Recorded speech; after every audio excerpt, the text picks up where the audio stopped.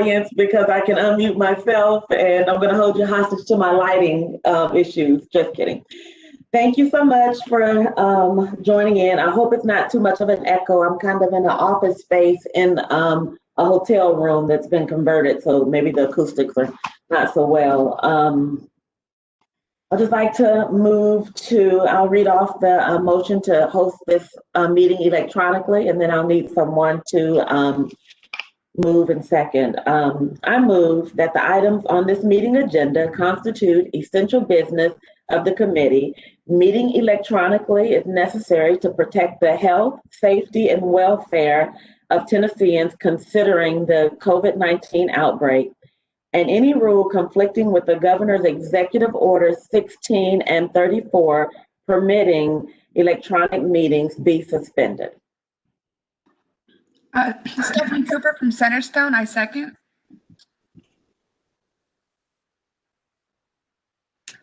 All righty, so is Abigail on? Will she go through and read roll call?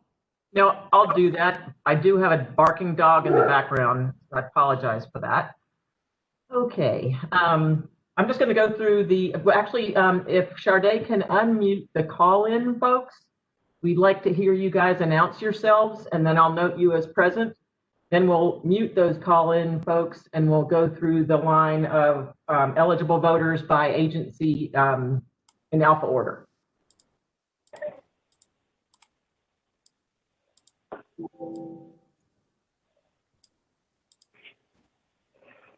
Okay, are they unmuted, Sharday?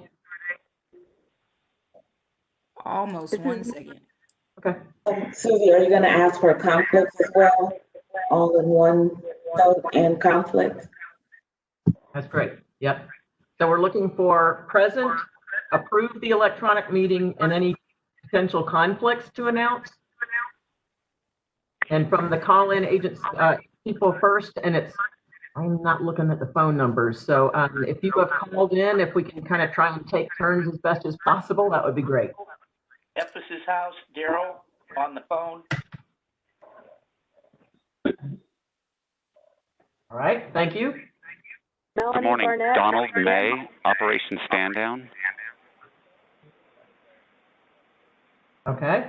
Melanie, I think I heard you. Yes. Hey, calling. Okay, go ahead. This is Shay Fowler, Salvation Army. Janice Tucker, Salvation Army. Jack Blum, Park Center. Peggy Motel, Centerstone. Maggie Ward, YWCA. Jennifer Reason, Safe Haven. Okay. Kelly Brownlow, First Step Staffing. Raven Lintu, aka Rachel Vandelo at The Contributor. Jeff Swafford, Nashville Street Project.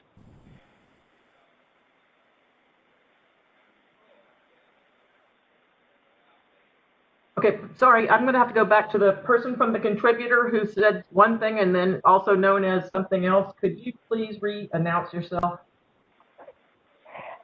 Sorry, I have two names. I go by Raven Lintu, but my legal name is Rachel Vandelo. And I say that because there's confusion on things. Great, thank you, Raven. And then Kelly Brownlow from First Step Staffing. Is your last name BROWNLOW? Yeah, Brown and Low, exactly. All right, great, thank you. Any other call-ins?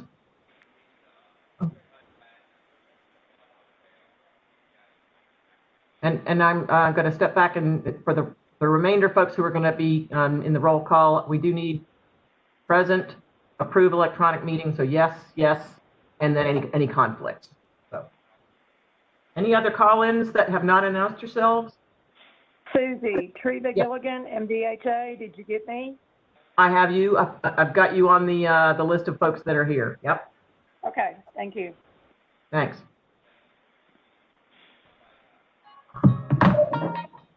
And Susie, I'm here with Steve, so Okay, I'm great. here with Steve, Paul Spivey. Thanks, Paul. Hi, Steve. Any other call-ins before we move to the regular list?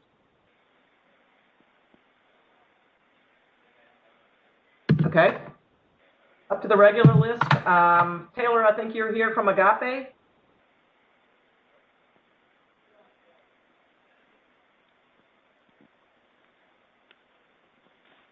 Taylor, are you here? You might be muted.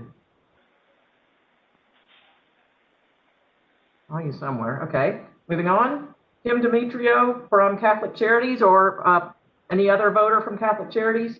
Lorraine, yes, yes. Thank you. Centerstone, Stephanie Cooper. Present and yes. Thank you. Community Care Fellowship, either Ryan or Tyler. Present and yes. Susie, we're not capturing the conflict.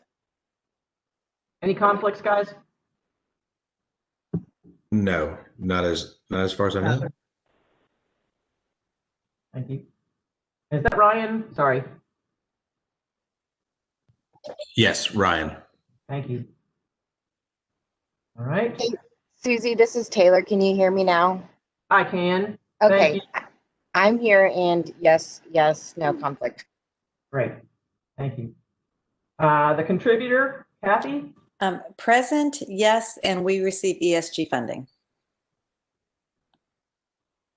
Empower Tennessee, Marissa? Yes, present and no conflict. Thank you. Launchpad, Ty? I am present, yes, and if ESG funding is considered a conflict, we get that too. Thank you. Right. Sorry, Susie. ESG funding for Community Care Fellowship. Okay, thank you. Mary Catherine Rand at Mary Parish? Present, yes, and we receive COC and ESG funding.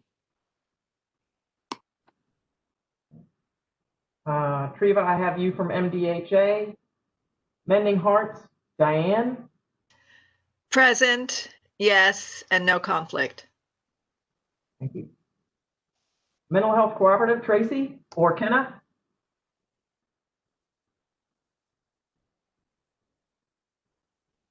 Not present.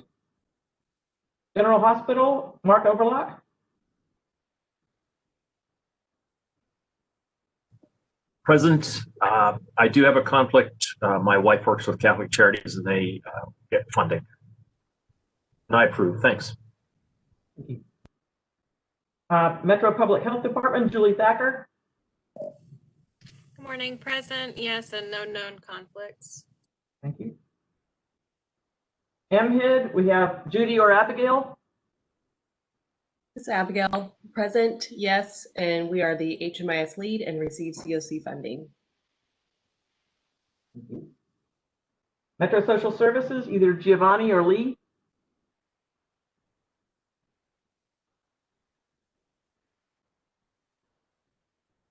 Not present. Nashville Cares, I think Courtney's on. Hi, present.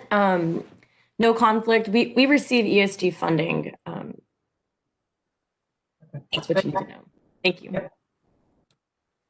Downtown Partnership, Adam? Yes, and we receive ESG funding. All right, thank you. National Rescue Mission, Carrie, I think I see you on there. Good morning. Yes, present. Yes, and no conflicts. Thank you. National Healthcare for the Homeless, Cindy Manginelli. Yes, and no conflict. Thank you. NeedLink, Leanne Wills. Yes, and no conflict. Thank you. Neighborhood Health, Crystal Wolverton. Yes, and no conflict. Thank you. Next door, I have Kim Collins or Sharon Vanderpool. Kim Collins, present.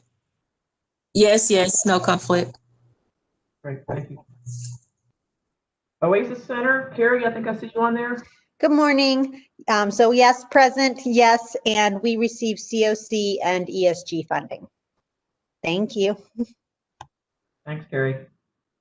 Open Table Nashville, Paula, are you on? Yes, ma'am. We are on and we approve the motion and we have no conflict of interest. We receive no funding from COC funded sources. Thank you. Operation Stand Down Tennessee, Sean. Present, approve, ESG. Thank you. Park Center, Ashley. Hey, y'all. Yes, yes, and we do get ESG funding. Thank you. Renewal House, Paula. Present, yes on the motion and no conflict. Thank you. Room in the Inn, Rachel. Yes, yes, ESG, COC, and city care money. Thank you. Safe Haven Family Shelter, Jennifer. I think she's calling in. Grant, are you here? I'm here. Yes, approve, and we receive ESG and COC funding. Right. Thank you. Salvation Army, I see you, April. Sorry, I thought I was off mute. Present, approved, and we receive ESG, COC funding. Thank you. Shower the People, I think Meredith is in. Yep. Present, yes, and no conflict. Thank you. Streetworks, Maria. Present, yes, no conflict. Great, thank you. United Way, Matt. Hey, I'm here. Approved and no conflict. Thank you. Urban Housing Solutions, Yes, present and no conflict. Thank you. The VA, I think Whitney and Jaha are on. Present, yes, and no conflict. Great, thank you. Village at Glencliff, Ingrid.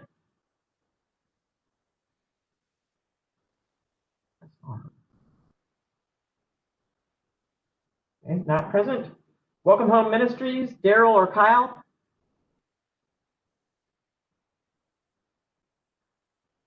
Not present. YWCA, Hannah or Kate.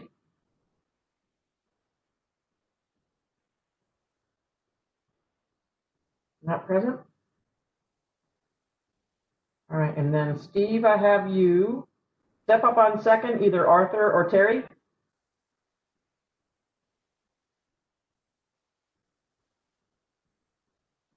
Not present. Sheila Decker, are you on? Yes, Susie, I'm here. Oh, great. And you approved the electronic meeting? I do approve, and my conflict would be I do contract work with the Salvation Army. Thank you. Thank you. Okay, in addition to the folks who are voting members, those were the names that I just went over, and the folks who were call-ins, are there any other folks that are listening in on the WebEx that I need to identify here? Me. Oh, hi. Yes, Michaela Caruth with Agape.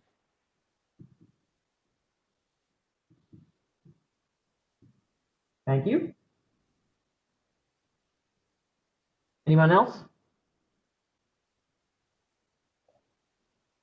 Okay, if you are if you're concerned that you weren't, so I don't know whether that was me or recorded as being in attendance today. Attendance is one of the requirements of being an eligible voter. So I do want to make sure you get credit. Please feel free to email me saying that you were in on the meeting this morning, and I'll be glad to add you to the attendance roster and give you that, again, have you recorded as having been in on the meeting. All right, I think that's it, April. Thank you. Thanks, Susie. What I realized about Zoom calls is, for a large committee like this, 10 to 15 minutes for roll call is a big chunk of your time. So we tried to solve 3 things right there with 1 roll call. I think that was beneficial. The next item on our agenda would be ESG update. I don't have a name on who's giving the update, but unmute yourself if it's you. I'm not sure if Heather's on the call. Heather Dillashaw, who provides technical assistance to Nashville regarding the ESG Care funds, could not make it.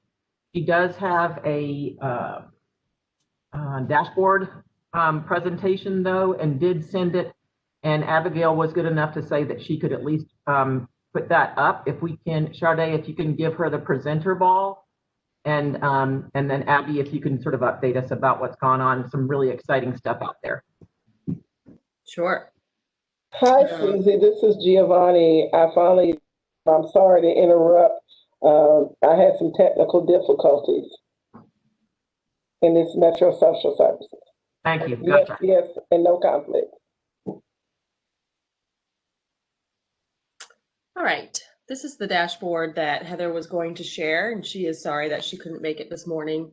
For those who are not a part of the weekly rapid rehousing calls, we have been looking at these on a weekly basis to just see the progress of where we're at for the Emergency Solution CARES Act funding that was provided for rapid rehousing specifically. So what you see here is all of the people who have been enrolled so far and moved into housing since October 1st through this past Monday or Tuesday, sorry, I'm losing track of my days. In general, I think we've all been very excited about this progress. It's really neat to see so many people not only moved in, but moved in so quickly. And then we can, if you also look in this bottom corner, you can see the length of time homeless prior to housing placement. So you can see how many people have been experiencing homelessness for a really long time. So just a really exciting moment in our community to be seeing such progress, and the providers have been working so hard and so diligently to get these folks moved in as quickly as possible. We've been able to utilize some motels for this process, since I think we all know that there is a shortage of landlords and housing that have typically been available for this types of assistance. So that's been a neat opportunity for us in helping us get this done so quickly. And now we are really working on the services and supports for helping folks maintain this housing and ensuring that once this rapid rehousing support is over, that they are able to continue either living there at the hotel or in another space through other funding sources or through employment, whatever that may be. So it's a lot of really cool coordination and collaboration and work. And I know that Heather has mentioned in some of our other calls that when she has shared this in calls with other communities around the country, our numbers are just so much higher than some of the other communities that are around our similar size and makeup. So I think we can be really proud of the work that we're doing here. And that's it. This spreadsheet or this slide absolutely warms my heart.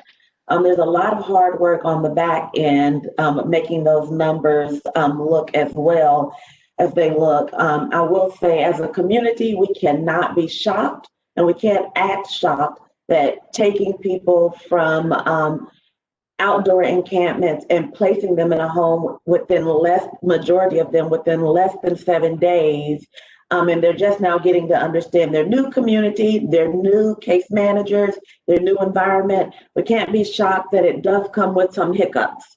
One of the reasons that I am staged where I am is because right after this, I have an immediate meeting right after this, where we're looking to build some support around what that looks like. We know what condensed pockets of poverty look like, and we don't want this to be that. So it is a community effort. definitely is a community effort. We have housed a lot of people. When I say we as a community have housed a lot of people in a short amount of time, which is great because that means instead of finding housing opportunities, we're able to provide some rapid resources around them and provide mainstream resources around them that would help them in longevity, being able to keep up the units that they're in currently or moving forward. So I'm really excited. Every time I see that spreadsheet, I get really excited. And just thanks for the collaborative community effort. I know that not one person, not one agency can do this alone. So I'm sorry, I am the presenter and I should not have went down that road, but I couldn't help myself. So the next thing on our agenda item is Susie Tomey, and we're going to talk about the COC 2021 timeline. I don't know about you all, but for me, 2020 is just such a blur. It just seems like it really was 1 month that lasted for a long time, and I can't really remember what happened during that 1 month that lasted a long time. There you go, Susie. Actually, I think about what we can do at this meeting to try and save time to do that vote on HMIS edits to the charter, so that roll call vote is over and folks like Kathy can get on their way. So I'm going to defer to that item, and Abigail's going to cover that. All right, thank you. So for those of you who may not remember, the last time we met, we discussed some edits that we needed to make to the charter.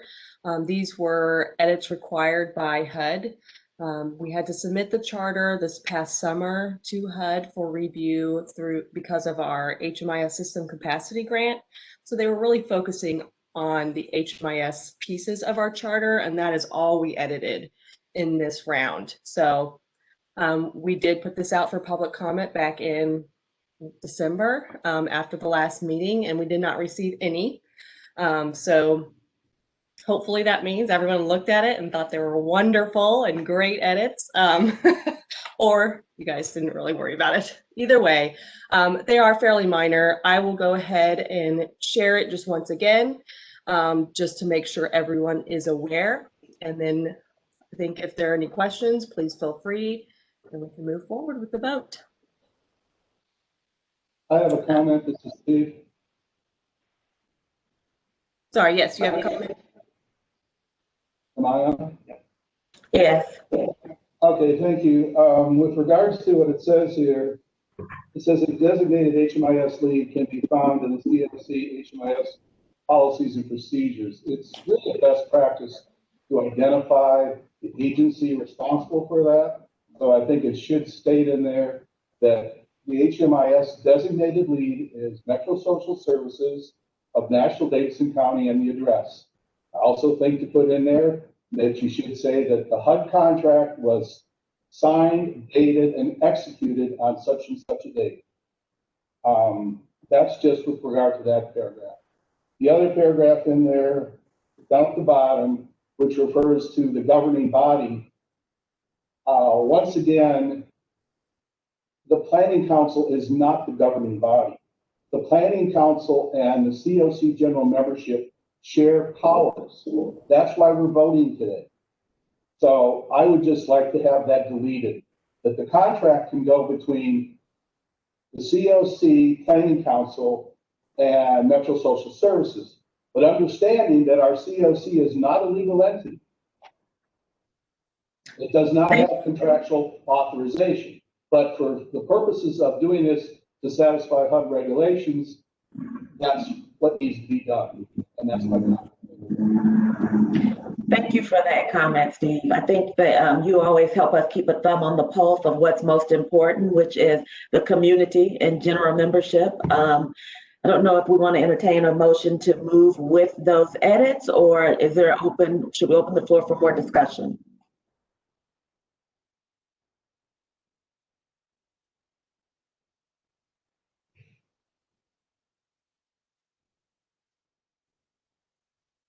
So it sounds like there's no discussion. Is there anyone?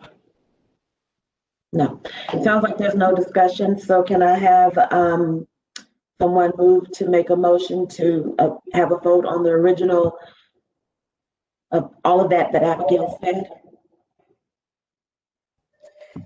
April, do we think that Abigail could just finish going through all the edits one more time before we vote? I think that's fair. Thanks.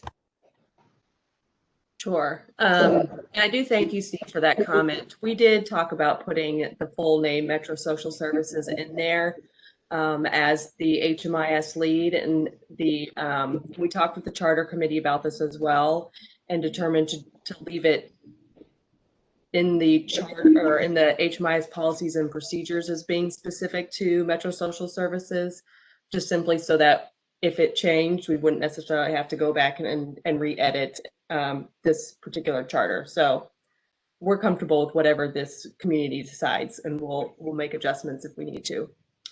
And then the other piece, so that was one thing, and we had to identify a single designated HMIS lead. We also had to outline the process the HMIS lead will follow to develop and maintain required HMIS policies and standards. So you'll see that we added some language here to review the HMIS policies and procedures at a minimum of every 3 years in coordination with the HMIS lead designation, and knowing that these things can be changed outside of every 3 years if necessary, because our community is continuing to evolve and the work that's being done with HMIS is evolving. So we understand that it may need to happen more often than that. And then we also had to specify who the COC responsible for entering into the HMIS lead agreement with HMIS.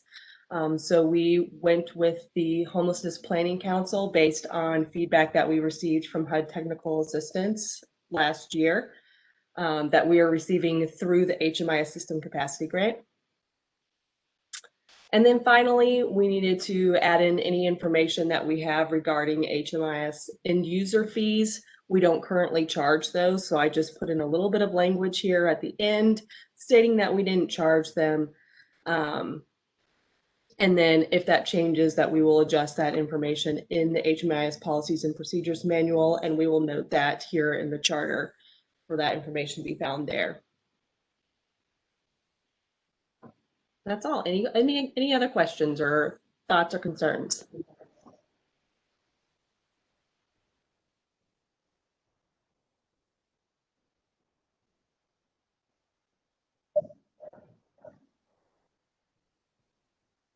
I know that the HMIS committee has been working really hard on getting literature cleaned up.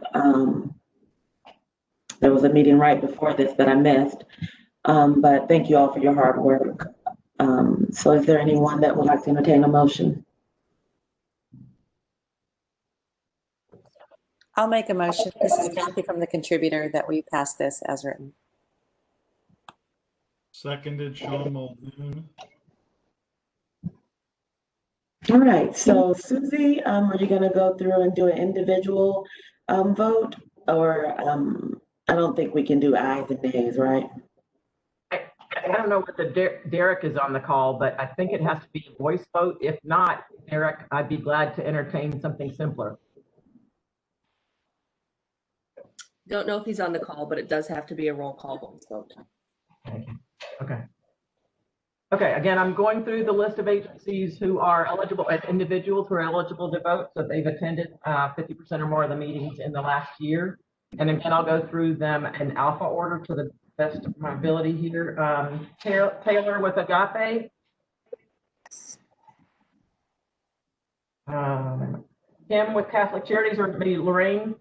Yes. Stephanie with Centerstone? Yes. Ryan with the Community Care Fellowship? Yes. Kathy with the Contributor? Yes. Marissa with Empower Tennessee? Yes. Ty with Launchpad? Yes. Mary Catherine with Mary Parish? Yes. Reva with MDHA?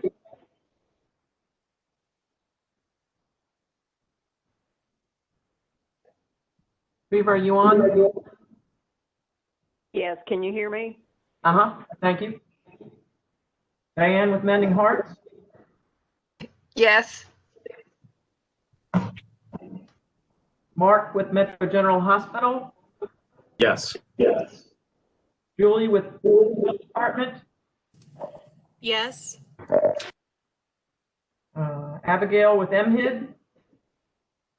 Yes. Giovanni with Metro Social Services? Yes. Courtney with Nashville Cares? Yes. Adam, Downtown Partnership? Yes. Terry with the Rescue Mission? Yes. Cindy, National Health Care for the Homeless?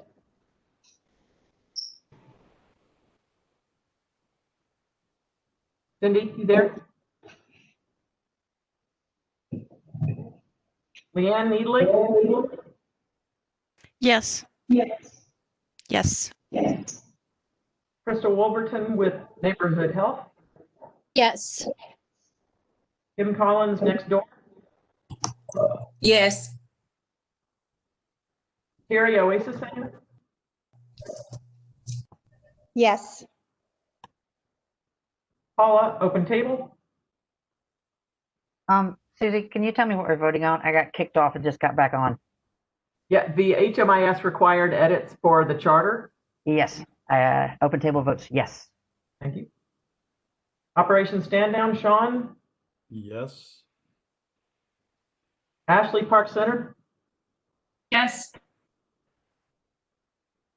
Renewal House, Paula? Yes. Room in the Inn, Rachel? Yes. Safe Haven, Grant? Yes. April, Salvation Army? Yes. Meredith, Shower the People? Yes. Maria, Streetworks? Yes. Matt, United Way? Yep. Quincy, Urban Housing Solutions? Yes. Whitney, VA? Yes. Ingrid, are you on? Yes, I think she's out. Anybody from Welcome Home on? All right. Steve? Steve Ryder? Abstain. Okay. Give me a second here. Sheila Decker? Yes. Okay.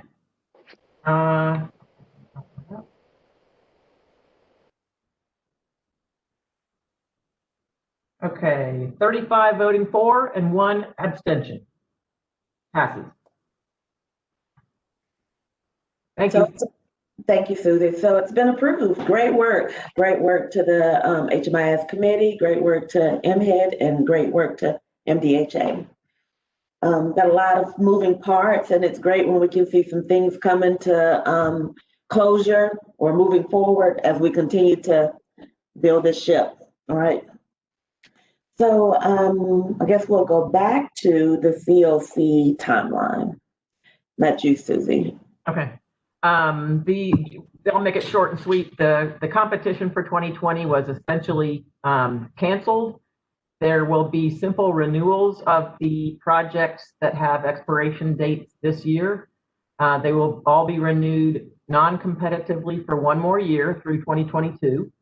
And there may be slight increases in some of the budgets that include line items for things like rental assistance because the fair market rents have gone up over the last year and a half. I don't know whether the agencies that have operating funds as a line item will see increases, but that's possible. It sounds like the HUD staff at HUD Knoxville, which is our field office, will be working to try and prioritize the projects that end earlier in the year and get grant agreements for that renewal year to those agencies first. I'm hoping that that's true. If you are an agency that has funds and has a start that is sometime in the first quarter of this year, I wrote you all yesterday, and I encourage any agencies that have early start dates to get in touch with April Lemaster at HUD in Knoxville to make sure that you're on her radar. She's got a lot going on, and I don't want you all to be hanging without funding for a month or two when you don't need to. So please do connect with her. And for 2021, there will be a competition. The NOPA has not been published yet. I'll let the whole community know when that happens. But HUD has gotten an email out to get continuum of care entities across the country registered for the opportunity, and all that does is basically just claims either the same geography that you've had in the past, logs any particular changes that have occurred over the past year. We technically, because we have not experienced any changes in Nashville, don't have to register. The deadline is March 4th, but that always makes me a little nervous. So I register anyway. And I intend to do that. And hopefully, I guess I would like to see if the Planning Council can sort of bless MDHA for, again, serving as collaborative applicant, which we are right now, at its February meeting. But I will intend by the end of February to register the community for that opportunity. And then I'm working with the Performance Evaluation Committee. We've looked at a number of timelines used by 4 or 5 cities across the country. And we'll be trying to put the timeline or a draft timeline in place at the February meeting of that PEC. So, and then get that out to the community so you've got an idea about when things are going to happen. Be glad to answer any questions here, or feel free to email me as well.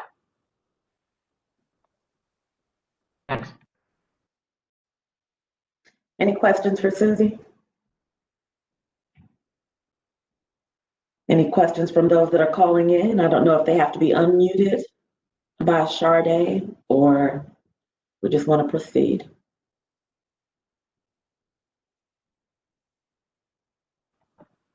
I'd say proceed, and if you all want to ask questions, please do feel free to email me, and I'll get information out to the whole listserv as it comes. This is Steve. Just a brief comment. Go ahead, Steve. I believe that the general membership does the designation, not the planning. It does designate, but it's also, there is something in the application that asks for the governance body to, I should look at the wording. And so it would be good just to safeguard everything to have the Homeless Planning Council also approve our moving forward that way, but they do not vote on that. No, that's not what I need to clarify. That's not what I said. I said that it is the body of the general membership that grants the designation to HMIS and the collaborative applicant, not the planning council. That is the jurisdiction of this body. To go out and say, well, I'm going to go, I did it anyhow, and I'll just get the okay from the planning council in February. That's not the best way to do business, Susie. I'm sorry, it's just not. I know you're going to get approved anyhow. There's a process for following things, and we never seem to follow the process. I just don't understand that. Thanks for your comments, Steve. And I'm sure they're being noted. You know, typically when there's not COVID operations. Another comment, if I might make, you said duly noted. We do not have minutes, so it cannot be duly noted. Duly noted means it's in the minutes. I don't know if I said duly noted, or I'm not sure if I said duly noted or it will be noted. So thank you for your comment. Saying that it is noted, excuse me, means that it's in the minutes. We do not do approval of minutes in this body, so it can't be noted. So I object to that the term has been noted, because it has not. I concur. I concur. Moving forward, we will have some updates from our committees. This is where a lot of the real work happens. I'm excited to hear what's going on in the committees. I know Planning Council, general membership, that's kind of where the bodies come together, but on the back end and the work that keeps this plane flying comes from the committees. So Susie, would you like to update us on the point in time unsheltered count? You're muted, Susie. Sorry about that. There was a lot of work done by the point in time unsheltered count subcommittee of the data committee. They worked very hard through the fall, and we're planning on a count tonight, of all things. In the last few weeks, there have been a variety of concerns raised by several folks about the transmission factor of COVID to homeless folks who may be unsheltered the night of the count, and also transmitted to volunteers. So with the rates in Tennessee and a variety of other COVID concerns, the count subcommittee asked me to request from HUD in Washington an exception to cancel the unsheltered count altogether. That was granted actually the same day that the request was made of DC staff.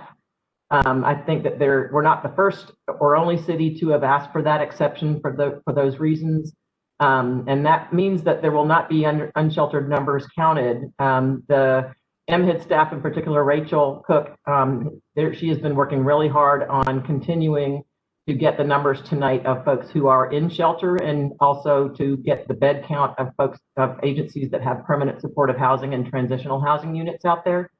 So she is going full bore, but the unsheltered count has halted, and will, assuming this dreaded disease is over in a year, in the last 10 days of January of 2022, the count for 22 will go on as expected.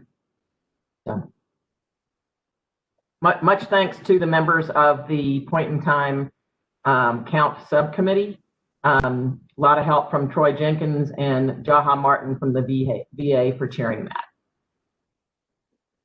Great work. That's some great work. I don't know if anyone has any discussions or any questions about any of that, but you know, as we all know, the point in time count is just a snapshot of what's going on in our community.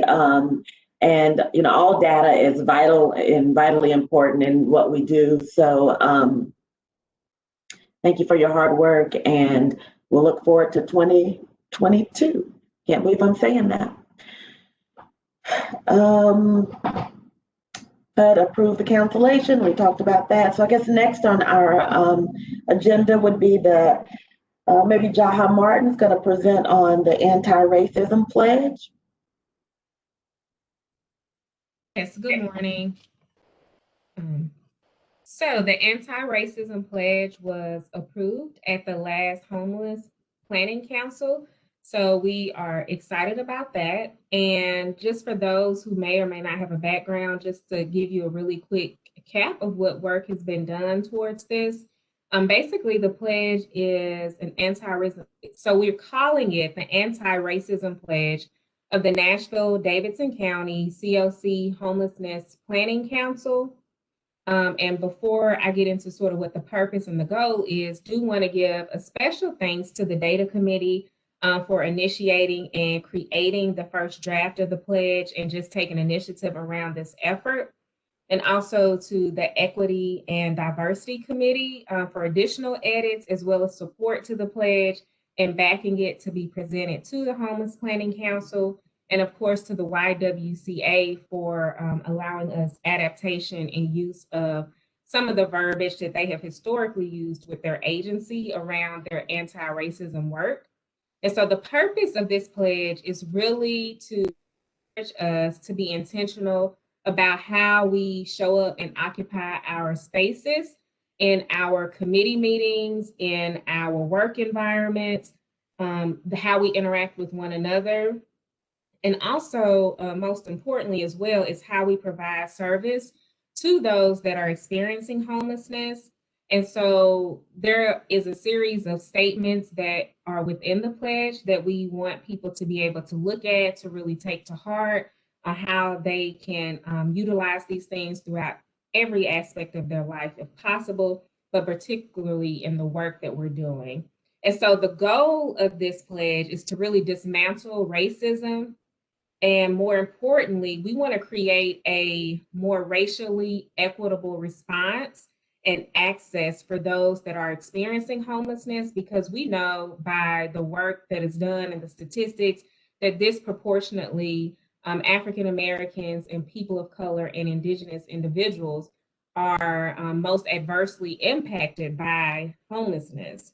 And so we are hopeful that each of you and the committee chairman particularly will take this pledge and share it with your committee members, and that everyone will sign the pledge, be intentional about how we show up, and that we will be committed to this work of anti-racism. Are there any questions that anyone has?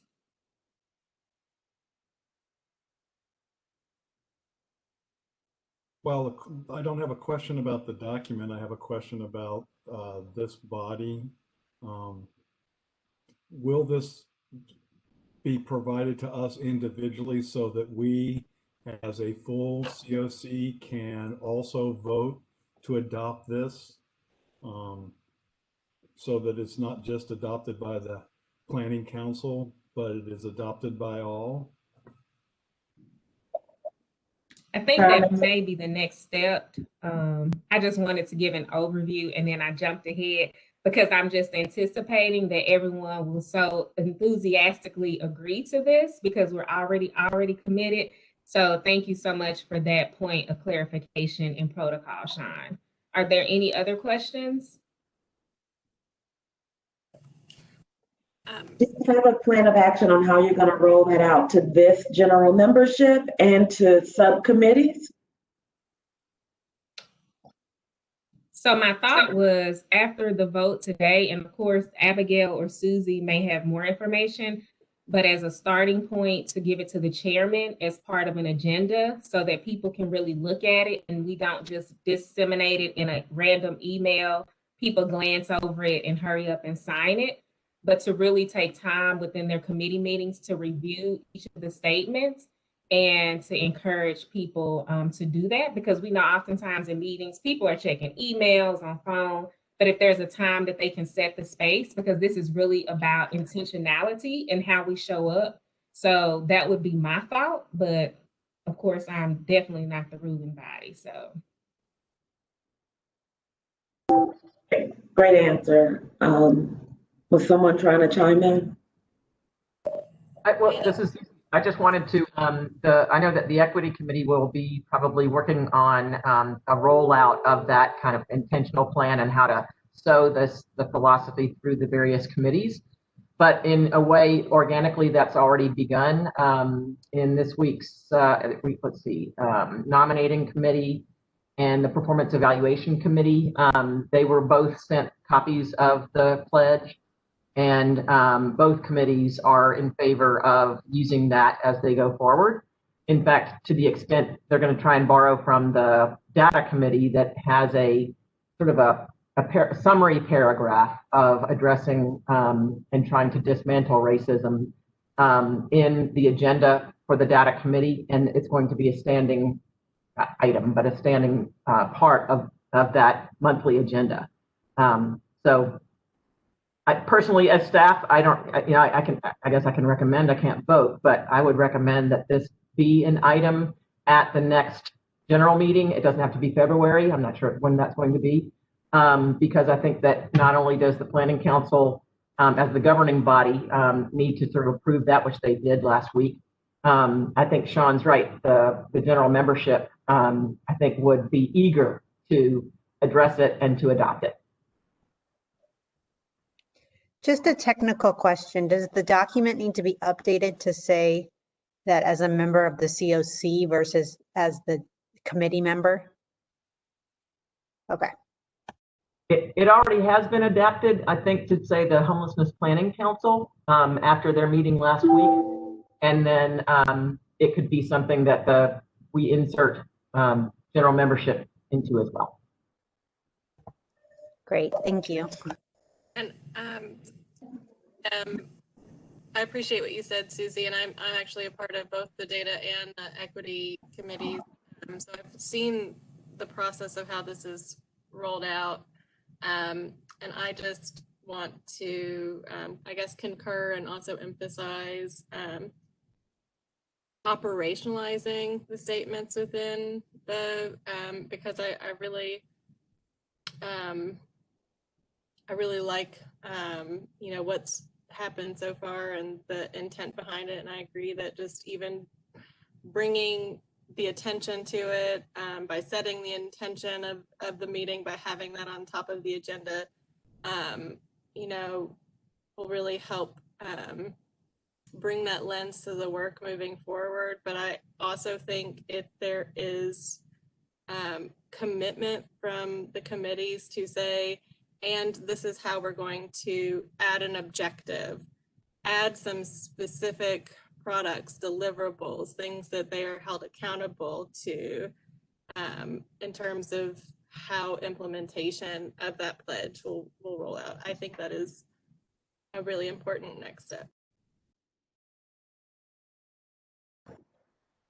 Thank you, Julie. I look forward to further work in this area. We're getting a little long. We have about 4 minutes left. Other business, I would want to share a little bit from nominating committee.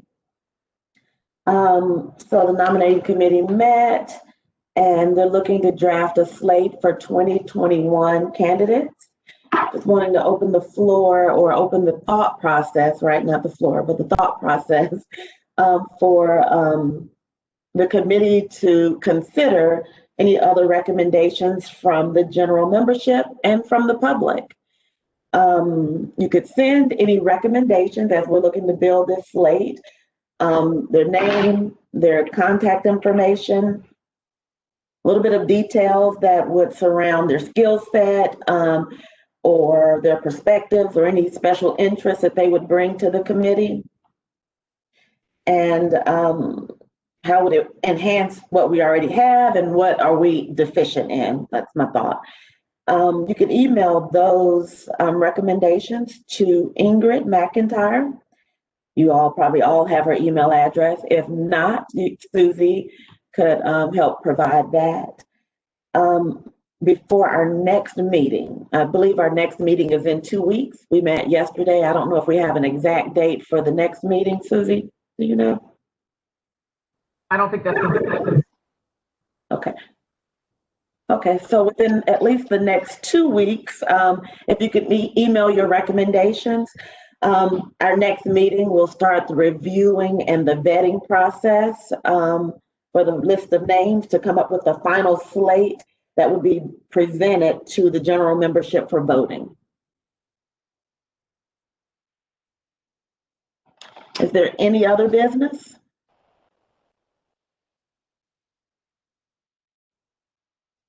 No. Wonderful. Rachel Cook, I see your hand. I just decided to check the participants over here and your hand is raised. Is that recently raised or is that from a long time ago? It was regarding the pin count. I have just a few pieces of information I could share. If there's, if this will be a good time, I could do that, or I could wait. Perfect timing. Cool. Okay, so everyone who is with an agency who's currently operating emergency shelter, transitional housing, safe haven projects, rapid rehousing, permanent housing, and permanent supportive housing, this morning received documents for the housing inventory count, and then for the shelters and transitional also received the sheltered point in time count documents that Susie mentioned. So those went out with instructions this morning, and they will be due to be returned back by close of business on Monday. So I have left tomorrow pretty open, available. If you need to walk through that together, I'd be glad to schedule a call to gather that information for the sheltered count and the housing inventory count. And then really quickly regarding the unsheltered count, one of the conversations that we had with the PIT committee and in our decision to cancel this year's unsheltered count was to make a concerted effort to improve our street outreach data in HMIS. One of the things that we talked about as a group is, of course, since that PIT data is just a snapshot in time, we know that it is lacking, and that information really is something that we could and should, in theory, be able to pull from HMIS on any day of the year for those who are unsheltered and interacting with street outreach projects. So we will continue to kind of push that effort forward and meet with the street outreach teams of our community to be sure to enter folks into HMIS so that we can have stronger data and be able to talk in more realistic numbers about the people experiencing unsheltered homelessness year round, not just in January. So we will continue to work on that. I keep saying like we have the technology, like I feel like we could be moving toward not having to do like the manual 1, 2, 3, like counting of folks each year and working. I know HUD is relying more and more on HMIS data as well too. So something to consider, something we're continuing to build up. So we hope to have stronger unsheltered numbers through that avenue this year. And we'll be sure to share those sheltered numbers and housing inventory numbers as soon as they're compiled. Thanks, everybody. Thanks, Rachel. Are you from Nashville? She logged off. I was just gonna say, we're all Southerners, so raising your hand, I'm sorry that you were overlooked. We just kind of all chime in, so. That's okay. Thank you so much for that valuable information. I am gonna have to leave, so I don't wanna end this meeting prematurely. If there's not any other business, I would approve a motion to adjourn. If there's other business, maybe we can do it in an email, or not sure of the Roberts rules, so don't want to break any of those, but is there a motion to adjourn? Motion to adjourn, Carrie. Nashville Rescue Mission. Thank you, Carrie. Second? Maybe we can all second by logging off. How about that? Thank you. Have a great day. I like that second was a peace sign. Adios.